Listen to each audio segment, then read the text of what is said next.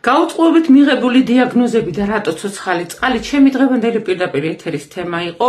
ჩემ პირად Facebook-ზე შორნ ედიშირაშვილი შეგიძლიათ მოიძიოთ ძალიან საინტერესო ინფორმაციები გელით. ისეთი საკმაოდ რთული დიაგნოზების მიზეზები, როგორიც არის თუნდაც ინფარქტი, ინსულტი და ანევრიზმა, ისეთი მარტივი მიზეზის ბრალია, როგორიც არის თუნდაც შეუსმელი წყალი. რამდენი ადამიანის პრობლემაა მშრალი თვალის სინდრომი.